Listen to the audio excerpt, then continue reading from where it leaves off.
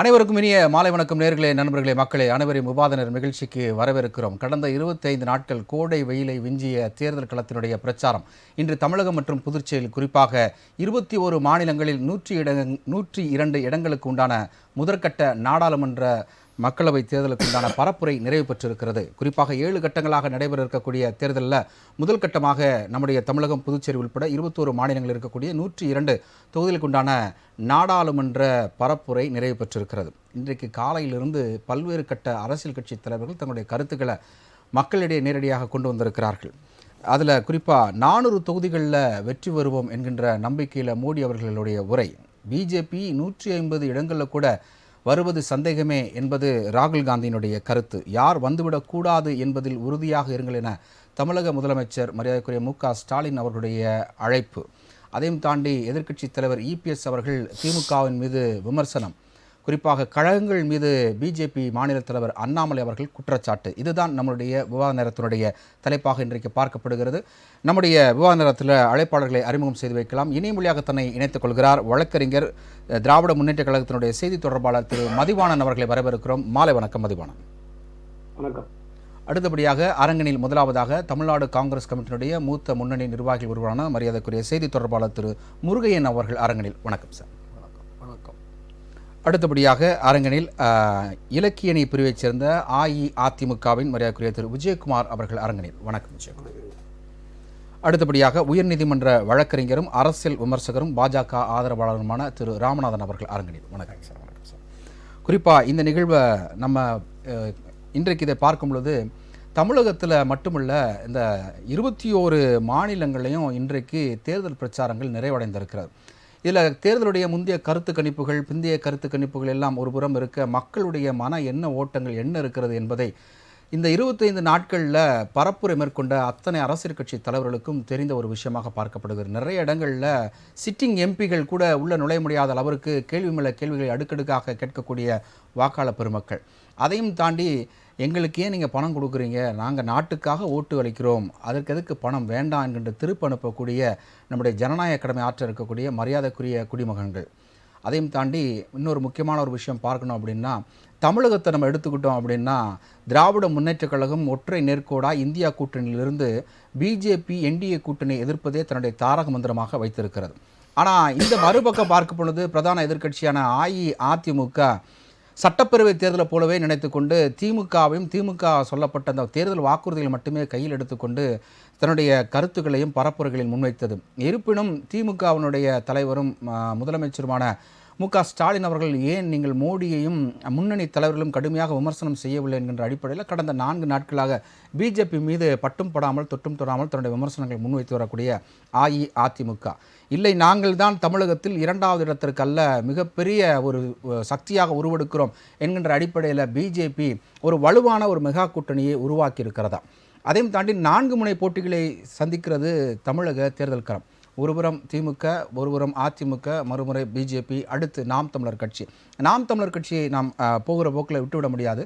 40 தொகுதிகள், 40 தொகுதிகளில் 20 பெண் வேட்பாளர்கள், 20 ஆண் வேட்பாளர்கள்.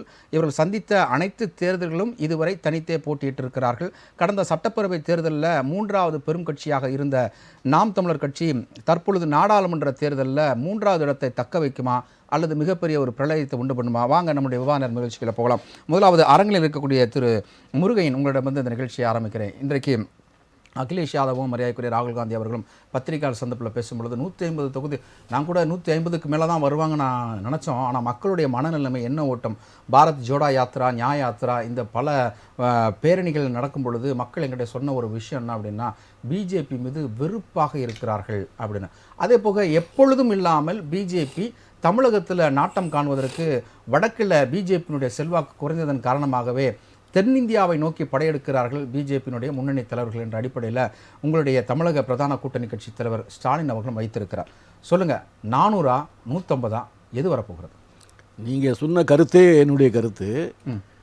அதாவது வட இந்தியாவில் எப்பவுமே தென்னிந்தியாவில் மக்கள் எப்படி தன்னுடைய உணர்வுகளை வேகமாக வெளிப்படுத்துகின்ற குணம் படைத்தவர்கள். கேரளாவாக இருக்கட்டும், நம்மளுடைய கர்நாடகா வரைக்கும் கூட சரிதான். அதுவும் தமிழ்நாட்டில் குறிப்பாக எந்த கட்சி வெற்றி பெறும்னு கிட்டத்தட்ட நம்ம சொல்லிவிடலாம். தேர்தல் ஓட்டு போலிங்க்கு முன்னாலே கூட சொல்லிடலாம். அந்த அளவுக்கு தன் உணர்வுகளை வெளிப்படையாக காட்டுகின்ற அந்த உணர்வு படைத்த மக்கள் இங்கே இருக்கிறார். சரி, வட இந்தியாவில் அப்படி அல்ல. அவர்கள் ஒரு முடிவெடுத்து விட்டால் மனதில் அது கொஞ்சம் உறுதியாக இருப்பார்கள். ஆனால் என்ன முடிவெடுத்திருக்கிறார்கள் என்பது எல்லோராலும் கண்டுபிடித்து விட முடியாது. அவ்வளோ மௌன புரட்சியாகவே இருந்து பல விஷயங்களை வெற்றி அவங்க சூடியிருக்கிறார்கள். அது நீங்கள் தமிழ்நாட்டில் ஒரு இயக்கத்தில் உறுப்பினராக இருக்கிறோம்னா நம்ம உறுதியோடு அந்த உறுப்பினர் அப்படியே தான் இருப்போம். திமுக என்ன தப்பு பண்ணாலும் சரி, எனக்கு திமுக தான். அண்ணா திமுக என்ன தப்பு பண்ணாலும் என்ன பிரச்சாரம் பண்ணாலும் அண்ணா திமுக ஓட்டை பிரிக்க முடியாது. அது மாதிரி இப்ப காங்கிரஸ் அப்படிதான். இங்க வலுவான காமராஜரே வீழ்த்திய கட்சி கழகங்கள். ஆமா, அப்படி இருக்கிறதுனால இது அப்படி இருக்கும். ஆனா வட இந்தியாவில் இன்னைக்கு பிஜேபியும்மா, நாளைக்கு காங்கிரஸ் விடுவான், அடுத்த நாள் கம்யூனிஸ்டும்மா, அடுத்த நாள் அந்த மாநிலத்தினுடைய ஒரு ஜாதி கட்சியில் இருப்பான். அது எங்க போனாலும் அவங்க மாறுவாங்க. அந்த இதுல உறுதியாலாம் இருக்க மாட்டாங்க. சரி, அதுக்கு நான் பெரிய உதாரணம் என்னன்னு கேட்டீங்கன்னா, திரும்ப திரும்ப சொல்றது, 1977 இந்திரா காந்தி தோற்ற ஒரு விஷயம்தான். ஏன்னா ஒரு இந்தியாவில் மிகப்பெரிய இந்திரா காந்திக்கு இணையாக ஒரு தலைவரை சொல்ல முடியாது. நிச்சயமா அந்த அளவுக்கு இந்தியாவினுடைய ஒரு பிரம்மாண்டமான ஒரு தலைவர், உலகம் போற்றிய ஒரு தலைவராக இருந்த இந்திரா காந்தியே அவர் 77 நீங்கள் எமர்ஜென்சியை கொண்டு பல சின்ன விஷயங்கள் எல்லாம் தவறுகள்லாம் நடந்திருந்தாலும் கூட 10 அம்ச கோரிக்கை, இந்த 10 அம்ச திட்டங்கள்லாம் கொண்டு நீங்கள் ஆந்திரா போன்ற நாடுகள் பார்த்தீங்கன்னா வீட்டுக்கு வீடு இந்திரா காந்தி படம் இருக்கும்.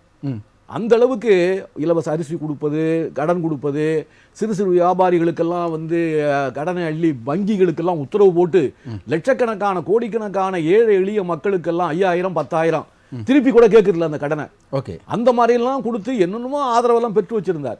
இருந்தாலும் கூட இதே நிலவரம் இந்திரா காந்திக்கு தென்னிந்தியாவில் உள்ள மக்கள் எல்லாரும் ஆதரித்து ஓட்டு போட்டார்கள்.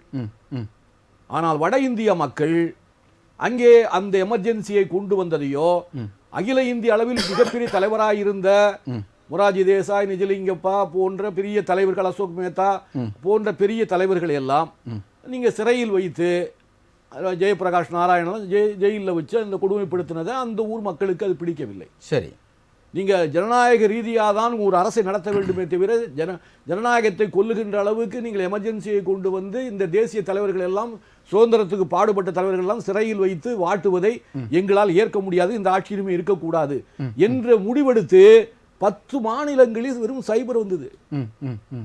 அவருக்கு மொத்தம் ஜெயித்ததே 155 இடங்கள் காங்கிரஸ்ல நாங்க. சரி, ஆனா அது தென் மாநிலங்களே 125 இடம் ஜெயிச்சது.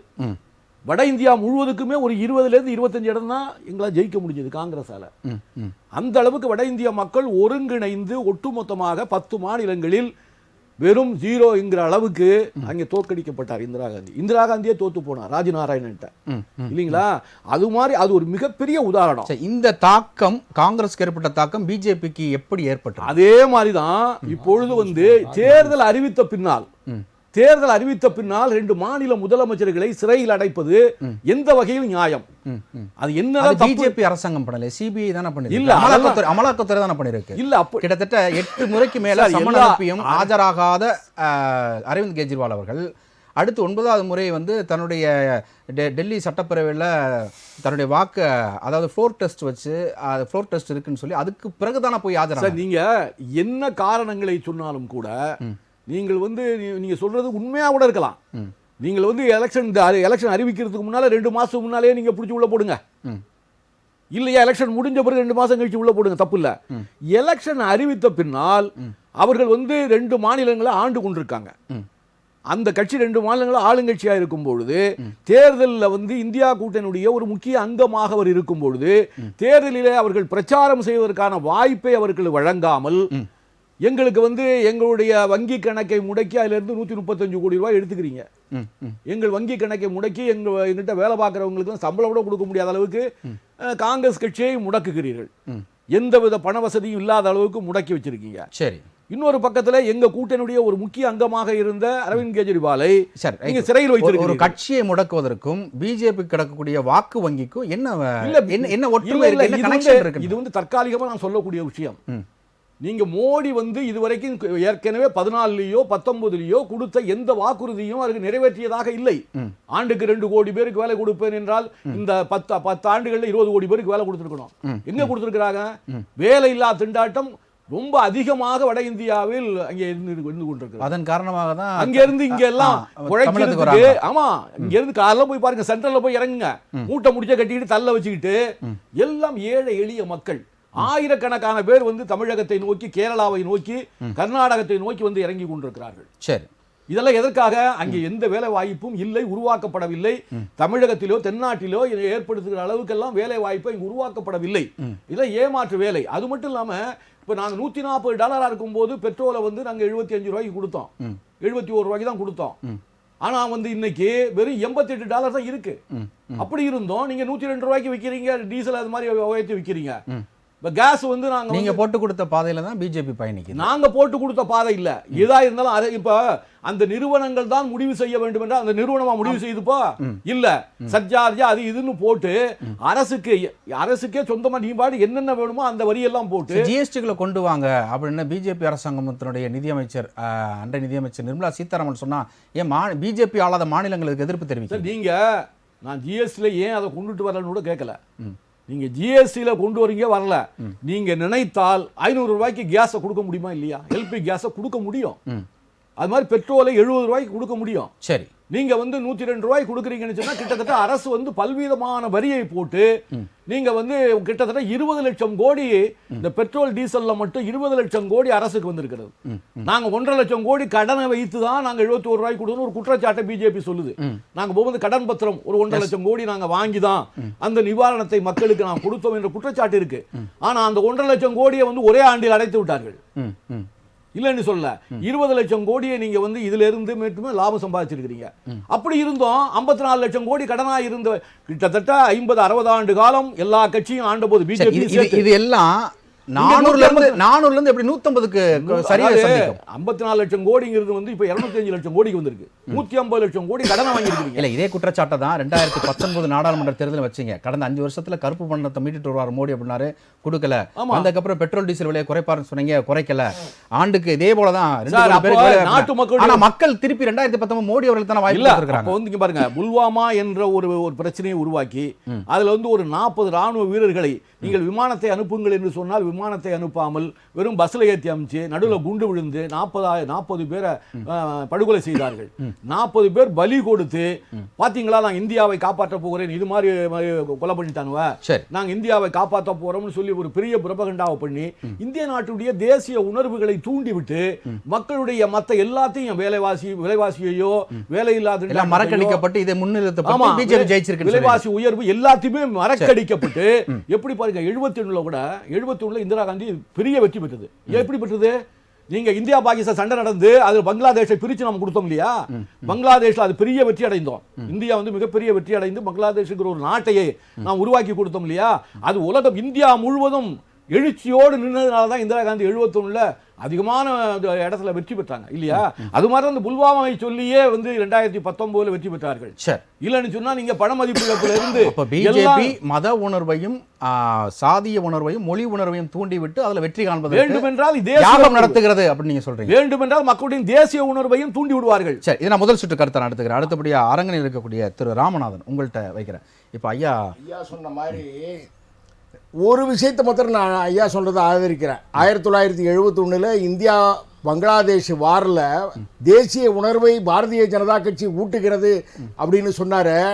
அப்போது அடல் பிகாரி வாஜ்பாய் இவர் காங்கிரஸ் கட்சியினுடைய கூட்டணியில் இல்லை, இந்தியாவில் உள்ள தேசிய உணர்வுன்னு சொல்கிறாங்களே கம்யூனிஸ்டுகளோ அல்லது இதை இன்னைக்கு கூட்டணியில் இருக்காங்களே இண்டி கூட்டணியில் திராவிட முன்னேற்ற கழகம் அவர்களெல்லாம் இந்திரா காந்தி அம்மையார் அவர்களை ஆதரிக்கல. ஆனா அடல் பிகாரி வாஜ்பாய் அவர்கள் தான் இந்த நாட்டை காக்க வந்த துர்கா தேவி நீ அப்படின்னு சொல்லி இந்திரா காந்தி அம்மையாரை வந்து புகழ்ந்து பேசினார். ஆமா, அந்த மாதிரி ஒரு தேசத்திற்கு ஒரு ஆபத்து அப்படின்னு சொன்னா கட்சி பார்க்காமல், இனம் பார்க்காமல், மொழி பார்க்காமல், ஜாதி எதையும் பார்க்காமல் பாரதிய ஜனதா கட்சி அந்த தேசத்தை ஆதரித்து அந்த கட்சியை அந்த ஆட்சியை ஆதரித்து நிற்கும். சரி, அது ஒரு பக்கம் இருக்கட்டும். இது 1900 அப்போ அந்த தேசத்தினுடைய அந்த மையப்புள்ளி எடுத்து தான் 2019 வெற்றி பெற்றீங்களா? என்னைக்கு சார்? அதான் குற்றச்சாட்டா சார், இருக்கு. அப்படி இல்லை சார். ஒரு பஸ்ஸில் அனுப்பணுமா அல்லது ஒரு பிளேனில் அனுப்பணுமா? அதாவது சார், அது ஆக்சிடென்ட், அது வந்து ஒரு பயங்கரவாதிகளுடைய ஒரு பயங்கரவாத செயல். அதை கண்டிக்கணுமா? புல்வாமா தாக்குதல் எப்படி வந்தது என்பதை முன்னாள் ஆளுநர் அவர்கள் ரொம்ப விளக்கமாவே சொல்லியிருக்கிறாரு. அவர் சொல்ற மாதிரி அதுக்கு சிபிஐ ரைடு அங்க போயிட்டு வந்திருக்கு. இல்ல புல்வாமா தாக்குதல் அண்ணன் சொன்ன மாதிரி தான். ஏதோ பிளேனை கேட்டாங்க, கொடுக்கல, பஸ்ல அனுப்புனாங்க அப்படின்னு சொல்றாங்க. இதெல்லாம் நடைமுறையில இங்க உள்ள போலீஸ கூட இங்க இருந்து மதுரைக்கு அனுப்பணும்னு வச்சுங்க. ஒரு கலவரம், ஒரு டாஸ்க் சதி என்று அன்றைய கவர்னர் வாக்குமூலம் கொடுத்திருக்கிறார். இல்லங்க, அன்றைய கவர்னர் இல்ல வெளியே சொல்லாதீங்கன்னு சொன்னதாக சொல்லியிருக்கார். சதின்னு எல்லாம் சொல்லல. அண்ணன் சொன்ன மாதிரி தான், முதல் சுற்றுல சொன்ன மாதிரி தான். என்ன சொல்றாங்கன்னா, ஏதோ பிளேன் கேட்டாங்க, கொடுக்கல, அதுல வந்து வேன்ல, கார்ல, நல்ல சொகுசு வண்டியில அனுப்புறாங்க, அதுல வந்து பயங்கரவாத செயல் நடந்தது. அது தேசத்தை காக்க வேண்டும் என்றால் மக்கள் நினைக்கிறாங்க பாரதிய ஜனதா கட்சியால தான் காக்க முடியும் அப்படின்னு நினைக்கிறாங்க. ஏன்னா காங்கிரஸ் கட்சி ஆட்சியில் இருக்கும்போது ஆண்டனி அவர்கள் ராணுவ அமைச்சராக இருந்தார். பாகிஸ்தானுடைய ராணுவ வீரர்கள் வந்து இந்திய ராணுவ வீரர்களுடைய தலையை கொய்த போது பயங்கரவாதிகள் வந்து தலையை கொய்தார்கள் அப்படின்னு சொல்லி பாராளுமன்றத்திலேயே போய் சொன்னார். இதை போன்ற 100 உதாரணங்களை சொல்லலாம். அது இருக்கட்டும் ஒரு பக்கத்துல. அதாவது சரி, இன்னைக்கு வந்துரும் 1977 தேர்தல்ல வந்துருவோம். அது வந்துற ஒரே பதில மாத்திரம் சொல்லிடுறேன். 1977 தேர்தல்ல தென்னிந்தியாவில் குறிப்பாக காங்கிரஸ் கட்சி தமிழ்நாட்டில் அதிகமாக வெற்றி பெற்றது என்றால் 2 காரணங்கள். ஒன்னு, அதிமுகவினுடைய கூட்டணி இந்திரா காங்கிரஸ் கட்சிக்கு இருந்தது. 2வது, தீய சக்தி திராவிட முன்னேற்ற கழகத்தினுடைய 10 ஆண்டு கால ஆட்சி. 1969 அண்ணா மறைவிற்கு பின்னால 69 இருந்து கிட்டத்தட்ட 10 ஆண்டு கால ஆட்சி, கலைஞருடைய ஆட்சி, கொடுங்கோல் ஆட்சி. நீங்க திமுகவை தீய சக்தி அப்படின்றீங்க. எம்ஜிஆர் சொன்னாருங்க, நான் சொல்லலைங்க. எம்ஜிஆர் சொன்ன தீய சக்தி அப்படி நீங்க சொல்லுங்க. அப்படி சொல்லும் பொழுது உங்கள் மீது தான் வந்து இது கரைபடிந்த சங்கிகளினுடைய ஆட்சி நடக்குது அப்படின்னு சொல்றாங்க. அதை நீங்க ஏத்துக்குறீங்களா? எப்படி ஏத்துக்க முடியும்? அப்புறம் நீங்க தீய சக்தி சொல்லும்போது எப்படி ஏத்துக்கிற முடியும்? ரஃபேல் ஊழல் வழக்கு அப்படின்னு சொல்லி உச்சநீதிமன்றத்துக்கு போனாங்க, கொட்டு வாங்குறாங்க. ராகுல் காந்தி என்ன சொன்னாருன்னா, உச்சநீதிமன்றமே இது ஊழல் என்று சொல்லிவிட்டது அப்படின்னு சொன்னதற்கு பின்னால கண்டெம்ட் பெட்டிஷன் போட்டோம். நாங்க வழக்கை எதிர்கொண்டோம். அவர் உச்ச நீதிமன்றத்தில் போய் மன்னிப்பு. ஒரு வழக்கு அப்படி, ஒரு வழக்கு அப்படி, இன்னொரு வழக்கு இதே 2019 நாடாளுமன்ற தேர்தலில் பெங்களூர் பார்டர்ல வந்து மரியாதை ராகுல் காந்தி பேசும்போது திருடர்கள் எல்லாம் மோடியா அப்படின்னு கேட்டதுக்கு உச்ச நீதிமன்றத்தில் நீங்க கொட்டு வாங்குனீங்களே. கொட்டு வாங்கல, கன்விக்ஷன் வாங்கினாரு. நீங்க ராகுல் காந்தி கீழமை நீதிமன்ற நீதிபதி தூக்கி அடிக்கப்பட்ட மாற்றப்பட்டிருக்கிறாரு. அவருக்கு ப்ரமோஷன் ஏன் கொடுக்குறேன்னு கேள்வி முன்வைக்கப்பட்டது. நீங்க வந்து அவர் கன்விக்ஷன், அவர் தண்டனைக்கு உள்ளாக்கப்பட்டார். அதற்கு பின்னால அந்த கன்விக்ஷன் நிறுத்தி வைக்கப்பட்டிருக்கு. அது வழக்கமா நடக்கிறது தான்.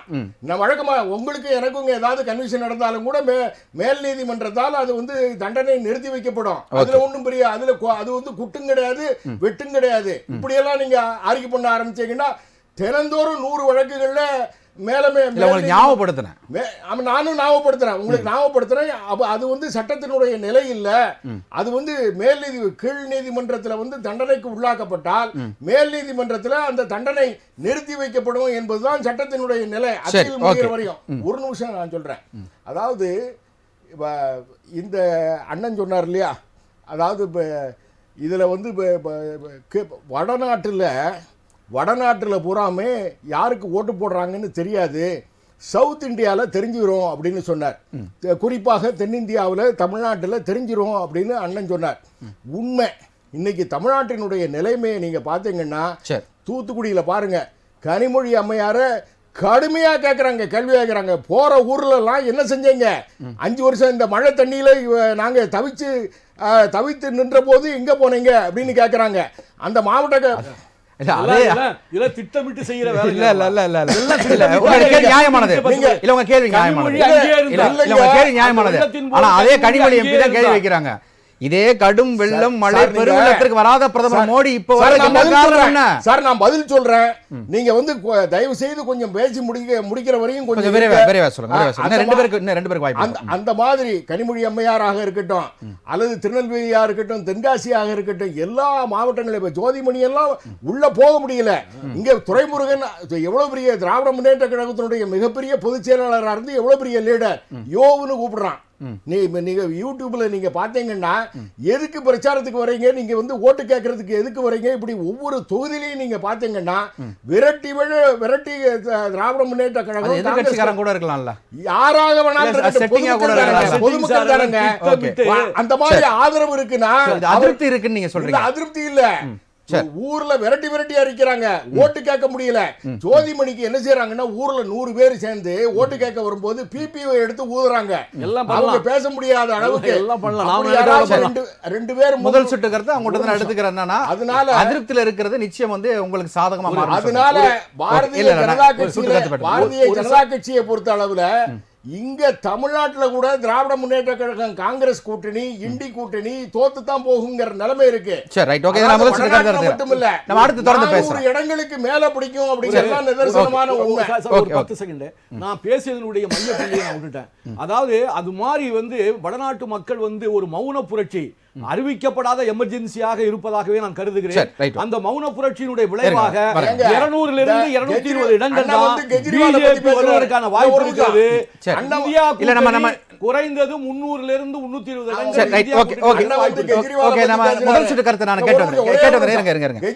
திரு மதிவாணன், உங்கள்கிட்ட வந்து உங்களுடைய முதல் சுற்று கருத்தை நான் என்ன எதிர்பார்க்கிறேன் அப்படின்னா, யார் வரணுன்றதை விட யார் வரக்கூடாது அப்படின்ற ஒரு விஷயத்தில் வாக்காளர்கள் மிக தெளிவாக இருங்கள் என்கின்ற ஒரு அறைகூலை இன்றைக்கு மீண்டும் மரியாதைக்குரிய தமிழக முதலமைச்சர் திரு ஸ்டாலின் அவர்கள் முன்வைத்திருக்கிறார். போரிடங்கள் எல்லாம் ஒற்றை செங்கலை எடுத்துக்கொண்டு எய்ம்ஸ் விவகாரத்தை முன்வைக்கிறார். ஆனால் அதற்கு எதிர்க்கட்சி தலைவர் என்ன சொல்கிறாருன்னா, செங்கலை நீங்கள் எங்கே காமிக்கணுமோ அங்கே காமிச்சிங்கன்னா உங்களுக்கு வாக்கு கிடைக்கும், எந்த ஒத்த செங்கலையும் எடுத்துகிட்டு வந்துட்டீங்களே அப்படின்ற ஒரு விஷயத்தையும் அவங்க முன்வைக்கிறாங்க. இப்போ போட்டி தமிழகத்தில் அதிமுக திமுகவிற்கா அல்லது திமுகவிற்கும் பிஜேபிக்குமா, உங்களுடைய கருத்து? அதாவது தளபதி அவர்கள் சொல்றது வந்து நிதர்சனமான ஒரு உண்மை. என்னன்னா, இந்த நாட்டை யார் ஆளணும் யார் ஆளக்கூடும் அப்படின்னு ஒரு இதுக்காக தான் இந்த தேர்தல் 2024 நாடாளுமன்ற தேர்தல். அப்ப இந்த நாடாளுமன்ற தேர்தலில் இந்த நாட்டை யார் ஆளணும் அப்படின்னு ஒரு கேள்வி வரும்போது மோடி நிச்சயமா இந்த நாட்டை ஆளக்கூடாது அப்படின்றதுக்கான பல்வேறு வகையான காரணங்களை எல்லா மேடையிலையும் நாங்க சொல்லியிருக்கோம். தளபதி சொல்லியிருக்காரு, சின்னவர் சொல்லியிருக்காரு, எல்லாருமே சொல்லியிருக்காங்க. அதனால ஏதோ உலக உத்தமர் மாதிரி முன்னாடி பேசின நம்பர் வந்து சொன்னார் மோடி அவர்களை. இந்த மோடியோட ஆட்சியில தான் பிஎம் கேர் ஊழல் நடந்தது, இந்த மோடியோட ஆட்சியில தான் 5G ஊழல் நடந்தது, இந்த மோடியோட ஆட்சியில தான் தேர்தல் பத்திர ஊழல் நடந்தது, இந்த மோடியோட ஆட்சியில தான் ரஃபேல் ஊழல் நடந்தது. ரஃபேல் ஊழலை பத்தி சகோதரர் என்ன சொன்னாருன்னா, உச்ச நீதிமன்றத்துல போய் கொட்டு வாங்கி வந்தாங்களாம். உச்ச நீதிமன்றத்துல என்னங்க சொன்னீங்க நீங்க அபிடேவிட்ல?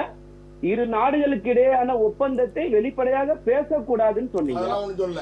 உத்தமர்களா இருங்க, பேச விட மாட்டேன். அடுத்தது நீங்க பேசுங்க. நான் பேச விட மாட்டேன். ஒவ்வொரு லைனுக்கு ரன்னிங் கமெண்ட்ரி பண்ணுவேன். அப்புறம் முதல்ல பேசுறது கேளுங்க. அப்படி பேசின நீங்க கச்சத்தீவு பிரச்சனைன்னு வரும்போது மட்டும் 2 நாடுக்கு போட ஒப்பந்தம் எப்படிங்க வெளிப்படையா எடுத்து விட்டீங்க? யாரை கேட்டு விட்டீங்க? அப்ப இந்த நாட்டு மக்களுக்கு துரோகம் பண்றீங்க, அரசியலமைப்பு சட்டத்துக்கு எதிராக பேசுறீங்க. பதவி பிரமாணம் ஏற்றும் போது என்னங்க சொன்னீங்க? இந்த நாட்டுடைய ரகசியங்களை காப்பாற்றுவேன்னு சொல்லிட்டு இன்னைக்கு பொதுவெளியில பேசுறீங்க. இந்த உரிமையில உங்களுக்கு யாருங்க கொடுத்தது? எதையாவது பேசினா ஏதாவது ஒரு சாமி பின்னாடி போய் ஒளிஞ்சுக்கிறீங்க சார். நீங்க 2014 மட்டும் இதே சாமி பற்றி ஓட்டு கேட்டீங்கன்னா ஒருத்தர் ஓட்டு போட்டுக்க மாட்டாங்க உங்களுக்கு. வட இந்தியாவே சேர்த்து சொல்றேன் நான். தமிழ்நாட்டு மக்கள் அன்னைக்கு 2014 உங்களுக்கு ஓட்டு போடல, 2019 உங்களுக்கு ஓட்டு போடல, 2024 உங்களுக்கு ஓட்டு போட போறது இல்ல. நீங்க ரிசல்ட் ஜூன் 4ஆம் தேதி பார்க்க தான் போறீங்க, நாங்களும் இருக்கதான் போறோம், இதே விவாதத்தை நம்ம நடத்ததான் போறோம். ஏன்னா நம்ம மக்கள் ரொம்ப தெளிவானவங்க. ஏன்னா இந்த மோடி ஆட்சிக்கு வந்ததுக்கு அப்புறம் இந்த நாட்டுடைய கடன் எத்தனை லட்சம் கோடி உயர்ந்திருக்கு? 55 லட்சம் கோடியில் இருந்த கடனை 158 லட்சம் கோடி கடனா மாத்தி வச்சிருக்கீங்க. இன்னைக்கு விலைவாசியை பத்தி ஏதாவது ஒரு இடத்துல இந்த பிரதமர் அவர்கள் பேசுறாரா? இல்ல, அந்த கடன் வந்து மோடி அவர்களுக்கு அவர் குடும்பத்துக்கு வாங்கல, நாட்டினுடைய நலத்திட்ட பணிகளுக்கு தானே மோடி அவர்கள் கடன் வாங்கி இருக்கிறாரு.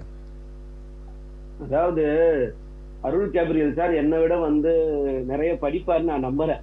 சொல்லுங்க. நான் என்ன கேக்குறேன்னா, இந்த கடனை வந்து எங்களுக்கு வாங்குனீங்கன்னு சொல்றீங்கல்ல, கார்பரேட் நண்பர்களுக்கு வாரா கடன் ஒரு தள்ளுபடி பண்ணீங்கல்ல சார், 25 லட்சம் கோடிய எதுக்காக சார் தள்ளுபடி பண்ணீங்க?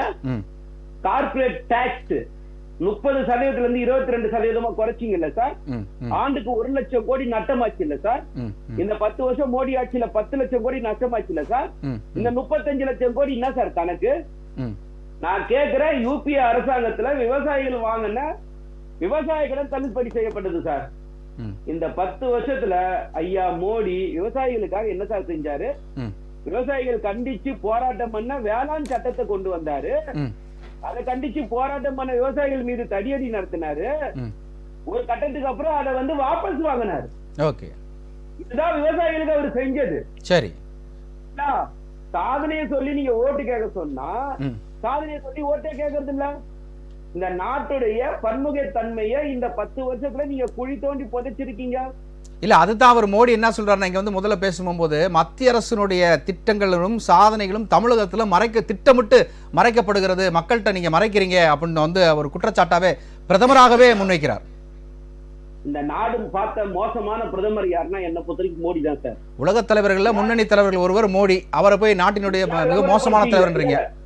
நான் தான் சொல்றேன், நான் ஒரு வாக்காளர் என்ன பேசுறேன் சார், ஒரே வார்த்தை தெளிவா ஒரு வார்த்தை கேக்குறேன் சார்.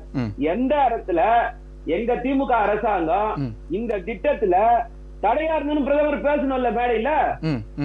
உதாரணத்துக்கு நான் எல்லா மேடையிலும் கேக்குற ஒரு திட்டத்தை சொல்றேன். பிரதமர் வீடு கட்டு திட்டம் கிராமப்புறத்துல 2,41,000 ரூபாய் அதுக்கு நிதி ஒதுக்குறோம். ஒன்றிய அரசு கொடுக்கறது வெறும் 72,000 ரூபாய், மாநில அரசு கொடுக்கறது 1,68,000 ரூபாய். இப்ப இந்த திட்டத்துக்கு பேரு பிரதமர் வீடு கட்டு திட்டமா, முதலமைச்சர் வீடு கட்டு திட்டமா, மத்திய அரசு வீடு கட்டு திட்டம்? இருங்க வர, யார் பேரை வைக்கணும்? யாரோட பேரை சிக்கரா ஒட்டி வச்சிருக்கீங்க? சரி, ஜல்ஜீவன் திட்டத்துல தெளிவாதான் கேக்குறோம், எத்தனை லட்சம் கோடி நீங்க தான் சொல்றீங்க, இத்தனை கோடி பேருக்கு நாங்க வந்து ஜல்ஜீவன் திட்டத்துல தண்ணி கொடுத்துருக்கோன்னு சொல்றீங்க. நான் என்ன கேக்குறேன், நாங்க தடுத்தா உங்களால கொடுத்துருக்க முடியுமா? யோசிச்சு பேசணும். சரி, விவசாய காப்பீட்டு திட்டம்னு ஒண்ணு சொல்றீங்க. விவசாயியோட காப்பீட்டு திட்டத்துல மாநில அரசு பங்கு எவ்வளவு, ஒன்றிய அரசு பங்கு எவ்வளவு, விவசாயியோட பங்கு எவ்வளவு? இதுக்கு எது இந்த பிரதமர் போட்டோ போட்டு?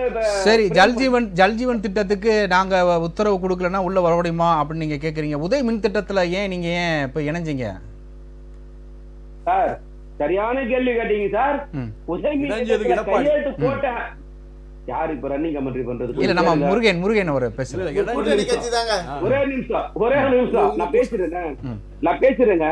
உதய் மின் திட்டத்துல உணவு பாதுகாப்பு மசோதால கையெழுத்து போட்டது யாருன்னா ஐயா எடப்பாடி பழனிசாமியும் ஐயா ஓ பன்னீர்செல்வம் தான் அதுக்கு பதில் சொல்லணும். ஆனா மின் திட்டத்துல மின் கட்டணத்தை உயர்த்தல. ஒரு நிமிஷம் அருள். அதாவது அவங்க கையெழுத்து போடும்போது என்ன சொன்னாங்கன்னா, அடுத்த 3 ஆண்டுகளுக்கான இது வந்து நாங்க பாத்துக்கிறோம், ஏன்மே நீங்க கடன் பட்டுனீங்கன்னா கடன் எல்லாம் நாங்க வந்து கொடுத்துடுறோம். எல்லாத்தையும் பொய் சொல்லி ஏமாத்தி மக்கள் கிட்ட பொய் சொன்னது பத்தது இல்லாம அரசாங்கத்துக்கிட்டையும் பொய் சொன்ன பிரதமர் யாருன்னா இந்த மோடி தான். இந்த பொய்யான வாக்குறுதியை கொடுத்து அந்த திட்டத்துல கையை சேர வச்சுட்டு இன்னைக்கு அந்த கடனையும் கொடுக்கல. அப்ப நீங்க என்ன செய்யறீங்கன்னா எல்லாருக்கும் பொய் மட்டும் தான் பேசுறீங்க. சரி, இருங்க சார். இந்த பொதுத்துறை நிறுவனங்கள் சொல்லி எல்ஐசி, ஏர் இந்தியா, பிஎஸ்என்எல் இதெல்லாம் யார் வீட்டு சொத்து சார்? இது நீங்களும் நானும் கட்டின வரி பணம் சார். அதை உருவாக்கின ஒன்ன தூக்கி போயிட்டு வெளியில பிரைவேட்ல கொடுத்தீங்க சார். இன்னைக்கு எல்ஐசியோட லாபம் எத்தனை லட்சம் கோடி குறைஞ்சிருக்கு சார். ஷேர் மார்க்கெட் அதை இன்வெஸ்ட் பண்ணும்போது அதோட மதிப்பு எவ்வளவு சார்? இன்னைக்கு எவ்வளவு மதிப்பு? பேச சொல்லுங்க, நாங்க சொல்றோம். எதுக்காக பிரதமர் வேணாம், மோடி வேணாம்னு சொல்றதுக்கு எங்க கிட்ட பல்வேறு காரணங்கள் இருக்கு. அப்போ தமிழக முதலமைச்சர் தமிழக முதலமைச்சர் தொழில் முதலீடுகளை தனியார்ட்ட இருந்து ஏன் ஈர்த்துட்டு வராங்க? ஒரு நிமிஷம். அதாவது சார், தனியார் ஒரு அரசாங்கத்துக்கு கொடுக்கறதோ அரசாங்கம் தனியார் கொடுக்கறதுன்றது வேற. நாங்க மொத்தமா விற்க சொல்லல. நீங்க பணம் எடுத்துட்டு வாங்க, இன்வெஸ்ட் பண்ணுங்க, வேலை வாய்ப்பை உருவாக்குங்க, மக்களுக்கு வேலை வாய்ப்பை கொடுங்க. நாங்க வேணாம்னு சொல்லல. இல்ல. நான் என்ன சொல்றேன்னா, திமுக அரசாங்கம் செய்தால் வந்து அது மக்கள் பணி, ஆனா வந்து பிஜேபி செய்தால் வந்து பொதுத்துறையை தனியாருக்கு தாரை வார்க்குதல்ன்றது எப்படி பார்க்க முடியும்? நாங்க பொதுத்துறையை விக்கல, தயவு செஞ்சு புரிஞ்சுங்க. நாங்க எங்களுடைய நிறுவனங்களை நாங்க விக்கல. மாநில அரசு துறையை நீங்க வந்து சொல்லுங்க சொல்லுங்க. நாங்க முதலீட்டாளர்கள் மாநாட்டுல கம்பெனிகளை இன்வெஸ்ட் பண்ண சொல்லி கூப்பிடுறோம். ஆனா மோடி என்ன பண்றாருன்னா ஏர்போர்ட்டை கொடுத்துறாரு, நீங்க நடத்திங்க. சரி. ரயில்வே ஸ்டேஷனை கொடுத்துறாரு, நீங்க நடத்திங்க. எல்லா மின்சார தயாரிப்பு நிறுவனங்களையும் கொடுத்துறாரு, ஆர்மாரை கொடுத்துறாரு. நீங்க சொல்றது அதுல ஆரம்பிச்சது இந்த நாட்டு மக்களுடைய வரி பணத்துல உருவாக்கப்பட்ட அமைப்பு. இதெல்லாம் இதை எப்படி நீங்க கொடுத்துன்னு போயிட்டு ஒரு கார்பரேட் கொடுப்பீங்க? சரி, ரைட், ஓகே. முதல் சுற்று கருத்தா உங்ககிட்ட நான் அதுல முதல் சுற்று கருத்தை எடுத்துக்கிறேன். ஒரு 2 விஷயத்தை நான் பேசி ஆகணும் சார். இப்போ அதே மாதிரி சார் போற போகல என்ன சொன்னாரு, அந்த தேசப்பற்ற பத்தி பேசுறாரு ராமநாதன் சார். ஐயா சாமி, நீங்க எல்லாம் தேசப்பற்ற பத்தி பேசக்கூடாது. திரு மதிவாணன், நம்ம தேசப்பற்ற வந்து 2வது சுற்றுல எடுத்துக்கலாம். நான் அதுக்கு உங்களுக்கு வாய்ப்பு தரேன். இன்னும் முதல் சுற்று கருத்தை நம்ம விஜயகுமார் அவர்கிட்ட வாங்கணும். அப்படியே இணைப்புல இருங்க. விஜயகுமார், அதாவது அவர் உதயநிதி ஸ்டாலின் அமைச்சர் அவர்களும் சரி, முதலமைச்சர் ஸ்டாலின் அவர்களும் சரி சொல்லக்கூடிய ஒரே ஒரு விஷயம் என்ன அப்படின்னா, நீங்க பிஜேபிக்கு ஓட்டு போடுறது ஒண்ணுதான், அதிமுகவுக்கு ஓட்டு போடுறது ஒண்ணுதான், அதனால நீங்க இந்தியா கூட்டணிக்கு ஓட்டு போடுங்க அப்படின்னு ஒரு பிரதான விஷயத்தை முன்வைக்கிறாங்க. சொல்லுங்க, நீங்க களத்துல போயிட்டு வந்திருக்கிறீங்க, பிரச்சாரங்களுக்கு போயிட்டு வந்திருக்கிறீங்க. அதிமுகவின் இரட்டை இலை துளிர்வதற்குண்டான சாத்தியக்கூறுகள் இருக்கிறதா? ஒற்றை விரலால் ஓங்கி அடிப்போம், இரட்டை இலைக்கே வாக்களிப்போம் என்கின்ற தாரக மந்திரம் தமிழ்நாட்டினுடைய வீதிகள் எங்கும் எதிரொலிக்கிறது. எங்கள் புரட்சி தமிழர் பொதுச் செயலாளர் ஐயா எடப்பாடியார் அவர்கள், அதாவது அவர் போய் பேசுகிறார், அந்த மக்கள் வெகுஜன மக்களிடம் வரவேற்பு பெறுகிறது. அவருடைய பிரச்சாரம், அவருடைய பரப்புரை வெகுஜன மக்களால் பாராட்டப்படுகிறது, ஏற்றுக்கொள்ளப்படுகிறது. அதை வந்து 19ஆம் தேதி இன்னும் 36 மணி நேரத்தில் தெரிஞ்சுப்பீங்க. இப்போ நான் 3 பேரும் பேசும்போது நான் குறுக்கீடு எதுவுமே செய்யலை, அமைதியாக உட்காந்துருந்தேன். நான் 3 பேருமே கவுண்டரை எதிர்த்து நான் பேச வேண்டிய சூழ்நிலையில் நான் உட்கார்ந்து இருக்கேன். அதனால எந்தவித குறுக்கீடும் இல்லாமல் நேரம். விஜயகுமார், உங்களுக்கு உண்டான நேரம், உங்களுடைய கருத்து. அதாவது அண்ணா பேச ஆரம்பிக்கும் போது காங்கிரஸ் கட்சிக்காரர் சொன்னார், அன்றைக்கி நாங்கள் 1971 பங்களாதேஷ்ன்ற ஒரு நாடை நாங்கள் உருவாக்கினோம்னு. உடனே அண்ணா, ஆமாம், நாங்கள் வந்து அந்த இதெல்லாம் பார்க்கல, தேச நலனை பார்த்து அன்றைக்கி எங்கள் அடல் பிகாரி வாஜ்பாய் அவர்கள் வந்து துர்கா தேவியே வருக, ஆதிபராசக்தியே வருகண்டு பாராளுமன்றத்தில் பேசினதெல்லாம் சொல்கிறாரு. இதோ கூப்பிடுற தூரத்தில் இருக்கிற ஈழத்தமிழர்களை ஏன் தனியீழ நாடு உருவாக்குறதுக்கு இந்த காங்கிரஸ் கட்சியும் முயற்சி செய்யவில்லை. அதாவது நான் கேட்குறேன், அது காங்கிரஸாக இருந்தாலும் சரி, மத்திய அரசு ஆண்டாலும் சரி, தமிழ்நாட்டு மக்களை வந்து மாற்றாந்தாய் போக்கோடு தான் நடத்துகிறார்கள் என்று எங்கள் பொதுச் செயலாளர் சொல்லியிருக்கிறார். அதில் எந்தவித மாறுபாடு கருத்தே கிடையாது. இன்னிய வரலையும் போயிட்டு நம்மளுடைய மீனவர்கள் அவர்களுடைய கடல் எல்லையில் மீன் பிடிக்கிறதுக்கு கூட உரிமை இல்லை. போனால் சிங்களவன் பிடிக்கிறான், இது பண்ணுறான். இன்னைய வரலையும் இவங்களுடைய தேர்தல் அறிக்கையில் காங்கிரஸ் கட்சி தமிழர்கள் மீனவர்களை பற்றி ஏதாவது கொடுத்துருக்குதா? பிஜேபி ஏதாவது கொடுத்துருக்கா? ஒன்றுமே கிடையாது. தமிழ்நாட்டு மக்களை வாக்கு வாங்கிறதுக்கு இந்த பக்கம் இவர் மோடி வராரு, ரோட் ஷோ நடத்துறாரு, அந்த பக்கம் ராகுல் காந்தி வராரு, ஸ்வீட் கடைக்கு போறாரு, ஸ்வீட்டை வாங்குறாரு. இப்படியே இருக்கிறாங்களே தவிர டீ கடைக்கு போறாரு, டீ வாங்கி சாப்பிடுறாங்க. நாங்க தான் உண்மையான தமிழர்கள் நலனுக்காக காக்குறது. மாநில சுயாட்சின்னு பேசக்கூடிய திமுகவும் காங்கிரசும் மாநில சுயாட்சி முதலா பறி போனதுக்கு காரணம் 1974 இவங்க கச்சத்தீவை தார வார்த்தை காரணம் தானே. அன்னைக்கு தானே முதல் அடி மாநில சுயாட்சிக்கு முதல் அடி மரண அடி விழுந்தது அங்கதானே. ஒவ்வொரு வாட்டியும் மாநில சுயாட்சியை இவங்க கொண்டு போய் அடகு வச்சிருவாங்க.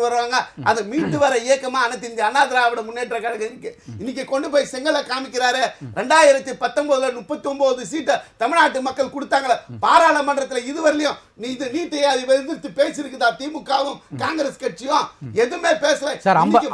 50 லட்சம் கையெழுத்து வாங்கி குடியரசுத் தலைவர் அனுப்பியிருக்காங்க சார். எடுத்துட்டு போயிட்டு அங்க மாநாடு சட்டமன்றத்துல சட்ட மசோதா நிறைவேற்றி ஆளுநருக்கு அனுப்பிச்சிருக்காங்க 2 முறை. சார், நீட்டு ரகசியம் என்கிட்ட இருக்குதுன்னு சொல்லிட்டு 50 லட்சம் கையெழுத்து வாங்கி அந்த இது அவங்களுடைய மாநாட்டில், இளைஞர் அணி மாநாட்டில் குப்பை தொட்டிக்கு போனதை எத்தனையோ தொலைக்காட்சிகள் எடுத்து போட்டது. இப்படி மாநில சுயாட்சிகள் பறி போனதுக்கு காரணம் திமுக காங்கிரஸ். இதோ 10 ஆண்டுகள் நாங்க நம்பி இது பண்ணோம். இவர் வந்திருக்கிறாரு, நல்லது செய்யற அமராதேஷ் இவர் நாட்டை காப்பாத்துவார்னா இவர் எல்லாத்திலையும் ஆண்ட அத்தனை பிரதமர்களையும் ஒரு மோசமான சர்வாதிகாரி பிரதமரா இந்த இவர் நரேந்திர மோடி இருக்கிறார். அதாவது ஜெர்மன் அழியும் போது ஜெர்மனி ஹிட்லர் சொன்னா நான் பண்றது எல்லாத்துக்கும் காரணம் தேச நலன் ஜெர்மனி அழித்த மாதிரி ஜெர்மனியில் ஒரு சர்வாதிகாரி தான். ஆனா இந்திய தேசத்துல 2 சர்வாதிகாரி இருக்காங்க. ஒன்னு நரேந்திர மோடி, இன்னொரு அமித்ஷா. இவங்க இந்த சர்வாதிகாரிகளை வீட்டுக்கு அனுப்புறதுல முன்கலைப்புல அனைத்து இந்திய அண்ணா திராவிட முன்னேற்ற கழகம் இருக்கு. தமிழர்களுடைய நலனு இவர் பேசும்போது அண்ணன் திமுகவில் பேசும்போது சொன்னாரு, விலைவாசி உயர்வை மத்திய அரசு உயர்த்தி விட்டது, கடன் இவ்வளவு கோடி கடன் 3 ஆண்டுகள் முடியல, அதுங்களுக்கு திமுக 1,55,000 கோடி கடன் வாங்கி இருக்கிறது. இன்னும் 2 ஆண்டுகள்ல எவ்வளவு கடன் வாங்குவாங்கன்னு சொல்லிட்டு தமிழ்நாட்டு மக்கள் இருக்கிறாங்க. இந்த வாங்கின கடனுக்கு பதில் சொல்ல முடியுமா? மத்திய அரசு விலை உயர்த்ததுன்னா மாநில அரசு விலையை உயர்த்திருக்கு.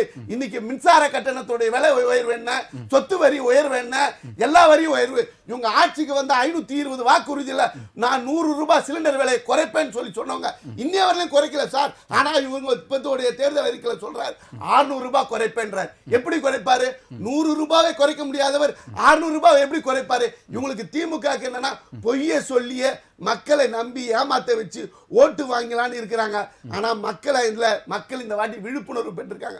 இது வந்து ஒரு வித்தியாசமான தேர்தல். உங்களுக்கு ஓட்டு போறது ஒண்ணுதான், பிஜேபிக்கு ஓட்டு போறது ஒண்ணுதான், போடாதீங்க அப்படின்னு சொல்லப்படுது. நான் சொல்றேன் கேளுங்க சார், எந்த வேட்பாளரும் இந்த வாட்டி நிக்கிற வேட்பாளருங்க மக்கள் கேள்வி கணையால தொலைச்சி எடுக்கிறாங்க. எந்த வேட்பாளரும் நிம்மதியா போய் ஓட்டு கேட்க முடியல. நீங்க எம்எல்ஏ எலெக்ஷன் போகும்போது அதே மாதிரி தான் நடந்துச்சு. உங்களுடைய எம்எல்ஏக்கள் தொகுதிக்கு போகும்போது அதே போல தான் நடந்துச்சு. அதனாலதான் நாங்க தோத்தோம் வந்துட்டோம் 3 வருஷம் முடிஞ்சிட்டு. நீ உனக்கு கொடுத்தாங்க இல்லையா? நான் என்ன கேட்கிறேன், இப்ப யாரு கேள்வி கேட்கிற இடத்துல இருக்கிறோம்? நீ தானே ஆட்சி பீடத்துல இருக்கிறீங்க, நீங்க தானே இருக்கிறீங்க. ஆனா உங்களை போய் கேள்வியா கேட்கறாங்களே, நீங்க என்ன பண்றீங்க? அடியால வச்சுக்கின்னு கேட்கிற மக்களை பயமுறுத்திக்கிட்டு இருக்கிறீங்க, அடிக்கிறீங்க. இதெல்லாம் எவ்வளவு வீடியோ வந்திருக்கு, அதெல்லாம் பாருங்க. ஆனா திமுக நடக்கிறதும் நடக்காது. அதாவது இவங்களும் வர போறது இல்ல. இப்போ நீங்க இது பண்ணுங்க, இந்தியா கூட்டணி வர போறது இல்ல, வரவே வராது. பிஜேபி வர போறது இல்ல, அதிமுக மட்டும் ஜெயிச்சு மத்தியில் ஆட்சி பிடிக்க போதா? கேள்விக்கு பதில் சார். ஒரு மாநில சுயாட்சி, உண்மையான மாநிலம் பேரறிஞர் அண்ணா சொன்ன மாதிரி மாநிலங்கள் எல்லாம் சேர்ந்து ஒரு அரசியல் அமைப்புல ஒரு பிரதமரை தேர்ந்தெடுத்தாதான் இந்த தமிழ்நாடுல இந்திய தேசமே நன்றாக இருக்கும். இல்லைன்னா உத்தரப்பிரதேசத்தில் மத்திய பிரதேசத்திலும் இருந்து பிரதமராக தேர்ந்தெடுக்கப்படுவர்கள் தமிழ்நாட்டு நலனுக்காக என்றும் அவர்கள் வருத்தப்பட்டதோ தமிழ்நாட்டுக்காக வளர்ச்சிக்கு பாடுபட்டதோ கிடையவே கிடையாது. அவர்கள் எல்லாம் உத்தரப்பிரதேசம் செழிக்கணும், மத்திய பிரதேசம் செழிக்கணும், இப்படித்தான் இருக்கிறாங்களே தவிர தமிழ்நாட்டை என்னைக்குமே அவங்க வந்துட்டு ஒரு கிள்ளு கீரையா தான் வச்சு நடத்தின்னு இருக்கிறாங்க. இதுக்கெல்லாம் மாற்ற வேண்டும் என்றால் அனைத்து இந்திய அண்ணா திராவிட முன்னேற்ற கழகத்தினுடைய கைகளை வலிமையாக ஆக்க வேண்டும். எடப்பாடியாருடைய ஒற்ற தலைவரா, இவங்களுக்காக தேச தலைவர் வராங்க, இவங்களுக்கு தேச தலைவர் வராங்க, யாருமே இல்லாம தன்னந்தனியா அவர் ஒவ்வொரு இதிலும் தேர்தல் பிரச்சாரத்தை பரப்புரை செய்திருக்கிறார். அந்த பரப்புரை வெகுஜன மக்களால் வெகுவாக பாராட்டி ஏற்றுக்கொள்ளப்பட்டு இருக்கிறது. இதோ 543 தொகுதி இந்தியாவில் இருக்கு சார். சரிங்களா? 39 தொகுதி தமிழகத்தில் இருக்கு சார். 39 தொகுதியில அதிமுக எத்தனை எடுக்குது? 40க்கு 40 நாங்க ஜெயிக்கிறோம் சார். 40க்கு 40 தமிழ்நாட்டில் மட்டும் கேட்கிறேன். 39 தமிழ்நாட்டில் 39 ஜெயிக்கிறோம். பாண்டிச்சேரி 1. அதை ஏன் விட்டுறீங்க? 40 ஜெயிக்கிறீங்க. 40 ஜெயிச்சு மத்தியில் ஆட்சி பிடிச்சிருவீங்களா? ஆமா, நாங்க விரல் நீட்டுற ஆள் தான் சார் அன்னைக்கு பிரதமர். அப்ப நீங்க பிஜேபிக்கு தான் விரல் நீட்டுவீங்கன்னு முதலமைச்சர் சொல்றாரு. இவர் சொல்வார், இவர் தான் பி டீம், இவர் தான் ஒண்ணா கேட்டாரு. நீங்க ஒண்ணா இல்ல, உங்களை தான் பி டீம் சொல்றாங்க. நீங்க ஒண்ணா பாருங்க, முதல்ல எடுத்த உடனே போய் ஆதரவு கொடுக்கிறது இவங்க தான் இருப்பாங்க. அப்படி ஒரு தொங்கு சட்ட பாராளுமன்ற மாதிரி அமைந்தது என்றால் முதல்ல பிஜேபிக்கு போயிட்டு இருகரம் கூப்பி கையெழுத்து கும்பிட்டு பண்றீங்க சார். இவங்களே பாத்தீங்களா?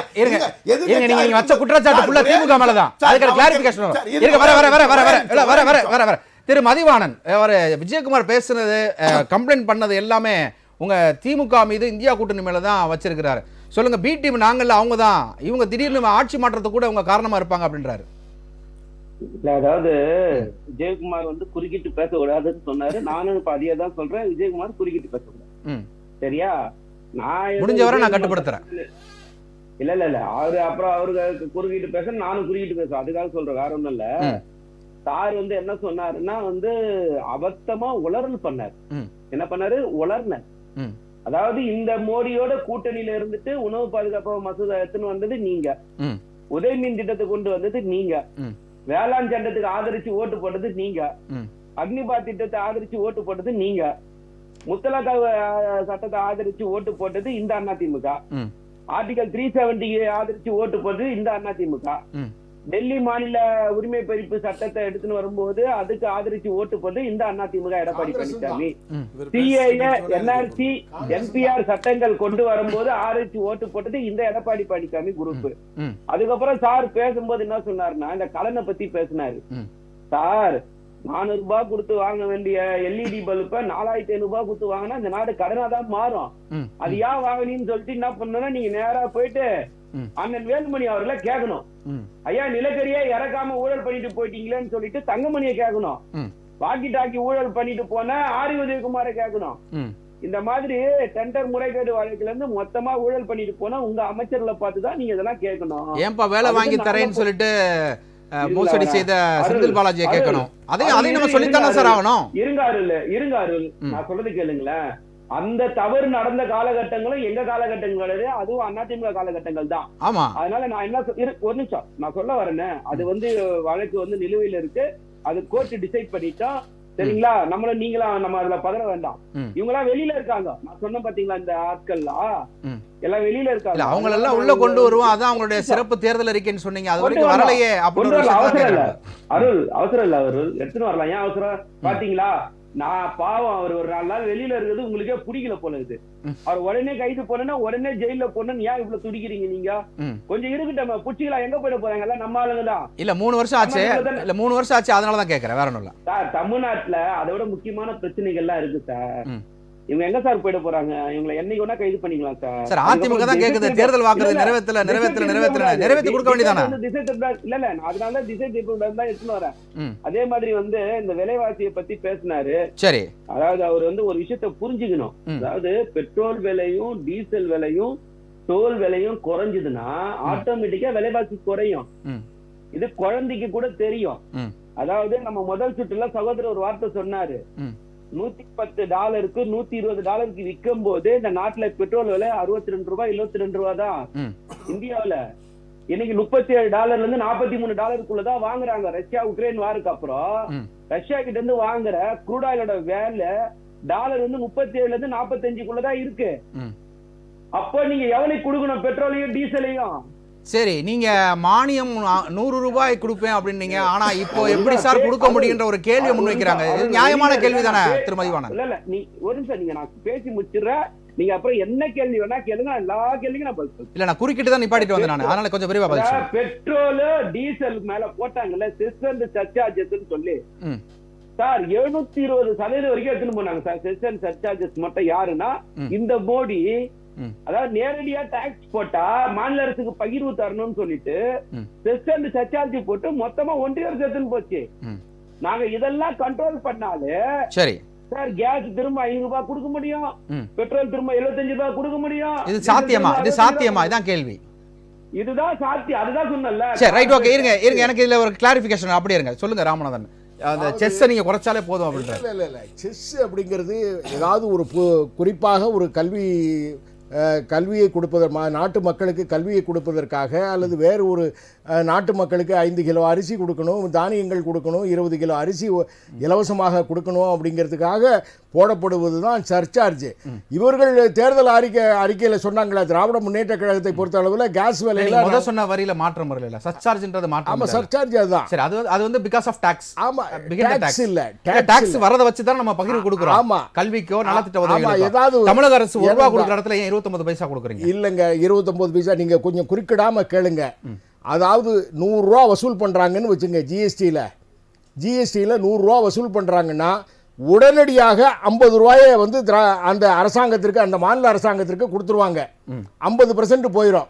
இன்னும் மாநில பகிர்வு அப்படின்னு இருக்கு பாருங்க, அந்த 50 ரூபாயிலையும் 40 ரூபாயை மாநில அரசாங்கத்திற்கு கொடுப்பாங்க மாநில பகிர்வில்.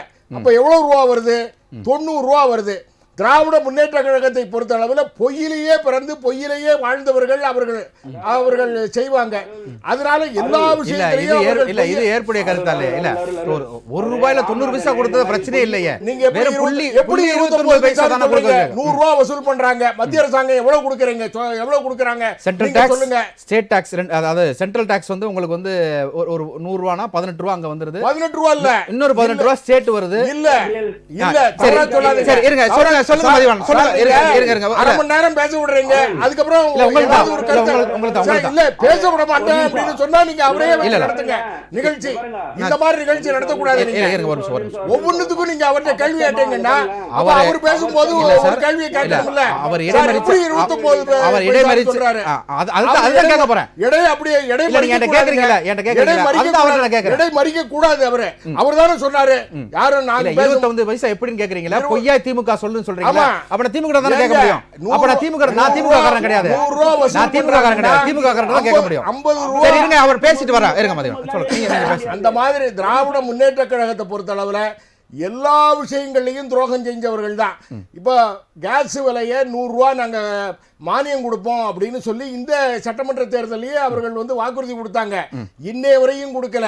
அதே மாதிரி டீசலுக்கும் பெட்ரோலுக்கும் 5 ரூபா மானியம் கொடுப்போம் அப்படின்னு சொன்னாங்க. அந்த விலையை குறைக்கல. கலைஞர் இருக்கும்போது சொன்னார், நாங்க 2 ஏக்கர் நிலம் கொடுப்போம் ஒவ்வொரு குடும்பத்துக்கும் அப்படின்னு சொன்னார். பொய் தானே, வாழ்க்கையே பொய் தான் அவர்களுக்கு. அது இன்றைய வரையும் நிறைவேற்றல.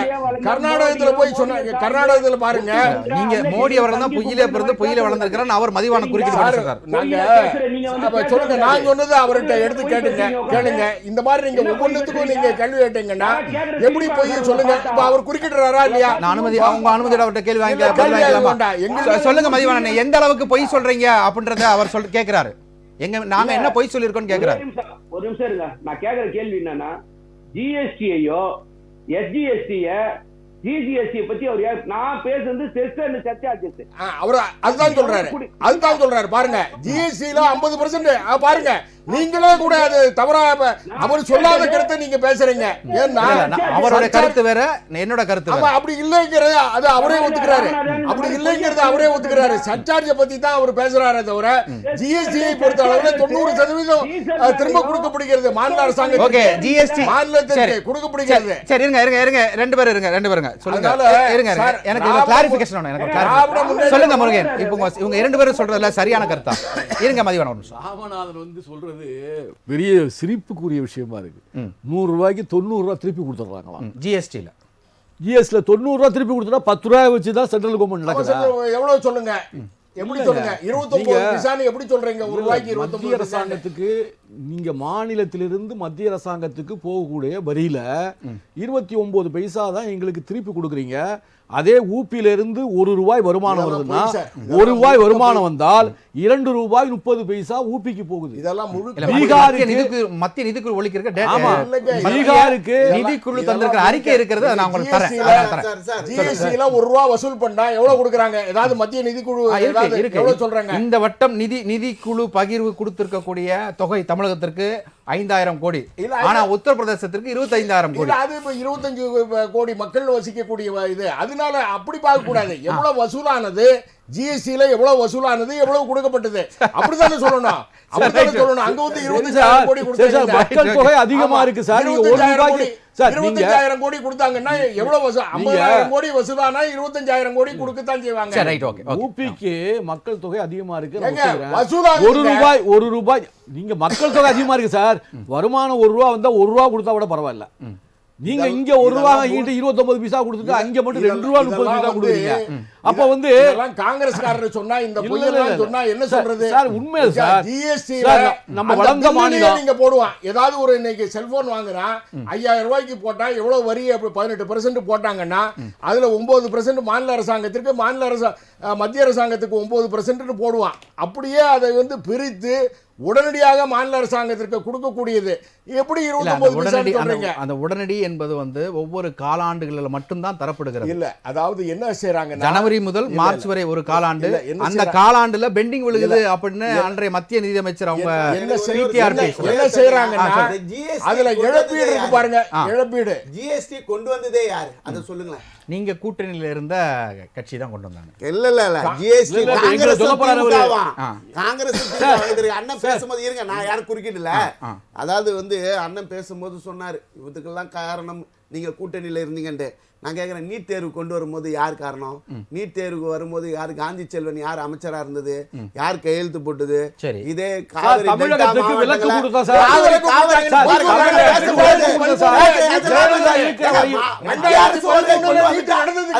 காங்கிரஸ் அரசாங்கம் இருக்கும்போது நீட்டு நடந்தது. மத்திய அரசு ஒரு நீட்டு சட்டத்தை தேர்வு கொண்டு எப்படி வந்தா வழக்கு அது கொடுத்தீங்க மாநிலத்துக்குன்றது. சொல்றீங்க? அதாவது அதுக்காக இன்னொரு கேள்வி நீதிமன்றத்துக்கு கேக்குறேன். போனாங்க. சார், இன்னொரு கேள்வி. ஜெயலலிதா இருக்கிறவங்க ஏங்க, வந்தது ஜெயலலிதா உயிரோட இருக்கிறவங்க, 2013 ஆட்சியில் இருக்கிறவர்கள் நடந்தது. நடந்ததா? 2013 காவிரி இல்ல. டெல்டா, இருங்க, ஒரு நிமிஷம். காவிரி டெல்டா மாவட்டத்துல ஜெயலலிதா மறைவுக்கு மீத்தேன் கொண்டு பின்னால் வரதுக்கு எடப்பாடி போய் கையெழுத்து போட்டு இல்ல. வந்தது யாரு? 2013 கையெழுத்து போட்டு நடந்தது. வந்தது யாரு? சரி. அது காவிரி டெல்டா மாவட்டத்துல பாதுகாப்பு மண்டலமாக அறிவித்தது யாரு? இதே எங்கள் பொதுச் செயலாளர் ஐயா எடப்பாடியார் தான். சரி. அந்த காவிரி விவசாய மண்டலமா காப்பாத்துனது, விவசாயிகளை காப்பாத்துனது எடப்பாடியாரு. இதெல்லாம் அதாவது ரெண்டு பேருமே சார் திமுகவை பாராட்டணும்னா ஒன்னே ஒண்ணு சொல்லலாம். அதாவது வேங்க வயல் குற்றவாளிகளை பிடிங்கடான்னா கிளிஜோசியக்காரர்கள் எல்லாம் பிடிச்சி குண்டர் சட்டம் போடக்கூடிய அரசாங்கமா தான் இந்த அரசாங்கம் இருக்கிறது. வேங்க வயலை பிடிங்க, சமூக விரோதிகளை பிடிங்க, ஜாபர் சாதிக்கோட அண்ணனை பிடிங்க, தம்பியை பிடிங்க, போதை மருந்து விற்கிறவன் எல்லாம் பிடிங்கன்னு சொன்னா கிளிஜோசியம் பாக்குறவன், எலிஜோசியம் பாக்குறவன் இவனெல்லாம் பிடிச்சி அடைச்சு குண்டர் சட்டம் போடுறாங்க. விவசாயிகளை பிடிச்சி அடைச்சு குண்டர் சட்டம் போடுறாங்க. இப்படி பரவாயில்ல சார். ஒடுக்க ஒருவேளை கம்பேர் பண்ணும்போது விவசாயிகளை பத்தி பேசும்போது இதே தமிழ்நாட்டு விவசாயிகள் டெல்லி வீதிகள் அரை நிர்வாணமா போய் போராட்டம் நடத்தி எடப்பாடி பாரத பிரதமர் அவர்கள் விவசாயிகளை சினிமா நடிகைகளை போய் பார்த்தவர் பாரத பிரதமர் நரேந்திர மோடி அவர்கள். தமிழர்கள் நலனுக்காக, தமிழ்நாட்டு உரிமைக்காக ஒரே அண்ணா திராவிட முன்னேற்ற கழகம் தான். இது காங்கிரஸ் கட்சி ஆகட்டும், இதே பிஜேபி ஆகட்டும், இவங்களுக்கு தமிழ்நாட்டு நலன் கிடையாது. இதே திமுகவுக்கு தமிழ்நாட்டு நிறைவான பகுதி. இவ்வளவு கடனும் அவரு தனக்காக வாங்கலன்னு கேட்டீங்க நரேந்திர மோடி. அவருக்கு கேட்கும் போது தான் குடும்பத்துக்காக வாங்கலன்னு நல்லா ஒரு கேள்வி அவர்கிட்ட மதிவானன் கிட்ட கேள்வி கேட்டீங்க. அந்த கேள்விக்கு அவர் பதில் சொல்ற மாதிரி சொல்லி அவர் இது பண்ணிட்டாரு.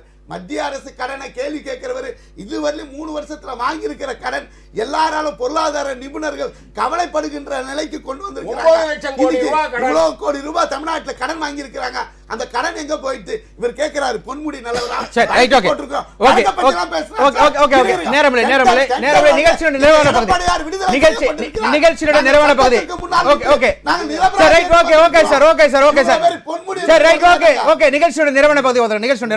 முருகன் உங்களுடைய நிகழ்ச்சியினுடைய நிறைவான கருத்தை எதிர்பார்க்கிறேன்.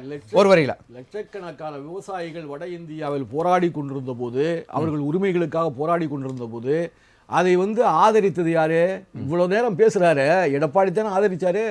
அந்த விவசாய போராட்டத்தை ஆதரித்தவர்கள் அறிக்கை கொடுத்தது உண்டா? அப்பொழுது மத்திய அரசாங்கத்துக்கு ஆதரவா தானே இருந்தார் எடப்பாடி.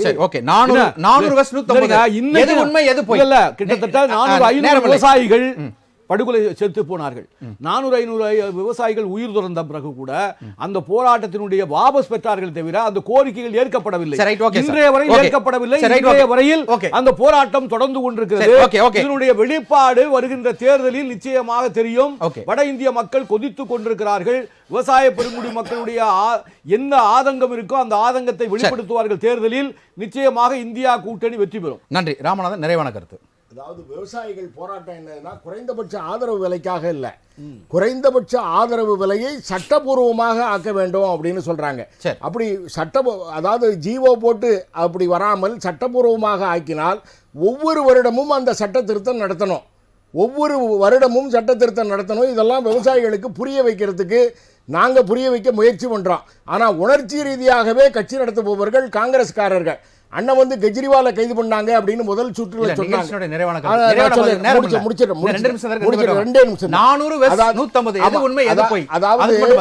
இண்டி கூட்டணிக்கு வரதுக்கு முன்னால இந்த கெஜ்ரிவாலை ஏன் கைது செய்யவில்லை என்று கேட்டவர்கள் காங்கிரஸ்காரர்கள்.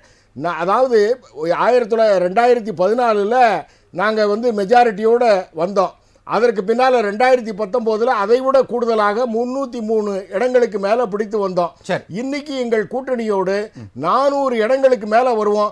தமிழ்நாட்டிலையும் திராவிட முன்னேற்ற கழகம், காங்கிரஸ், அந்த இண்டி கூட்டணி தோற்கடிக்கப்படும் என்பதுதான் வரலாற்றை நீங்க பாப்பீங்க. நன்றி. திரு விஜயகுமார், உங்களுடைய நிறைவான கருத்து, நிகழ்ச்சியோட நிறைவான கருத்து. அதாவது இவங்க நினைச்சு இவங்க சொல்றதெல்லாம் நடக்க போறது இல்லைங்க. தேர்தல் காலத்தில் மக்கள் ரொம்ப விழிப்புணர்வோடு இருக்கிறாங்க. யாருக்கு வாக்களிக்க வேண்டும், யாருக்கு வாக்களிக்க கூடாதுன்ற முடிவு அவங்க கரெக்டாக எடுத்துட்டாங்க. அதாவது ஒவ்வொரு தேர்தல் காலத்திலும், குருஷேத்திர யுத்த காலத்தில், தேர்தல் ஜனநாயகத்தில் அனைத்து இந்திய அண்ணா திராவிட முன்னேற்ற கழகம் வெகுண்டு எழுந்த போதெல்லாம் அனைத்து இந்திய அண்ணா திராவிட முன்னேற்ற கழகமே வெற்றி பெற்று இருக்கிறது என்றது நேற்றைய வரலாறு, இன்றைய வரலாறு. அந்த வரலாறு மீண்டும் மெய்ப்பிக்கப்படும். ஜனநாயகத்தில் அனைத்து இந்திய அண்ணா திராவிட முன்னேற்ற கழகம் மகத்தான வெற்றியை பெறும். நன்றி நன்றி. திரு மதிவாணன், உங்களுடைய நிகழ்ச்சியினுடைய நிறைவான கருத்து. இல்ல, நிறைவான கருத்து ஒன்னே ஒண்ணுதான் சார். பிஜேபி திட்டினா அதிமுக கோவம் வருது, அதிமுக திட்டினா பிஜேபி கோவம் வருது. இது பி டீம் இல்லாம என்ன டீம்? இதான் கள்ள கூட்டணின்றது தலைவர் தெளிவா சொன்னாரு. தேர்தலுக்கு வந்தாச்சு, வெளிப்படையா வாயை தந்து இன்னைக்கு தேர்தல் பிரச்சாரமே முடிஞ்சு போச்சு. இந்த எடப்பாடி பழனிசாமி ஏதாவது ஒரு இடத்துல மோடின்ற வார்த்தையை பயன்படுத்தி இருப்பாரா சொல்லுங்க? நீங்க கேட்டா எடப்பாடியை விட்டுட்டு மோடியை விட்டுட்டு வெளியில வந்துட்டுன்னு சொல்லிட்டு வேஷம் போடுறீங்க. நீங்க பண்ண துரோகத்தை இந்த நாட்டு மக்கள் மறக்கல. எங்களுக்கு சாதனைகள் இருக்கு. 35 மாசத்துல எப்பயும் நான் சொல்ற மாதிரிதான் நான் முதல்வர் திட்டத்துல இருந்து இல்லம் தேடி கல்வியில இருந்து மக்களை நீங்க நலமா நீங்க வந்துட்டதுக்கு அப்புறம் நாங்க எங்க நலமா இருக்குது? நீங்க நலமா திட்டம் சொல்லுங்க. நீங்க வந்து சார் அவர் வந்துட்டு நீங்க கடைசி கேட்கும்போது அவர் எடப்பாடியார் பத்தி எல்லாம் பேசுறதுக்கு நான் பதில் சொல்லி ஆகணும். 500 சொல்லுங்க சார். எங்களுக்கு அவங்களுக்கு தான் சார் திமுகவுக்கு சண்டை போடும்போது நாங்க ரெண்டு பேரும் சண்டை போடுவோம். மூணாவது ஆளா நிக்கிற பிஜேபி போய் நாங்க சண்டைக்கு நாங்க திமுக எங்களுக்கு களத்திலே இல்ல. நிகழ்ச்சியோட நிறைவான கருத்து, நிகழ்ச்சியினுடைய நிறைவான கருத்து திரு மதிவாணன். நிகழ்ச்சியினுடைய அதை கடந்து பேசுறாரு, பாவம் அபத்தமா வளர்றாரு. சரி, நிகழ்ச்சியுடைய நிறைவான கருத்து. 400 வஸ் 150 எது உண்மை எது பொய் பயன்படுத்துறாரு சார்? எல்லா தொகுதியிலையும் சார் 40 தொகுதியிலும் டெபாசிட் இழக்கும் சார். இந்த வாட்டி மோடி வீட்டுக்கு போவார் சார்.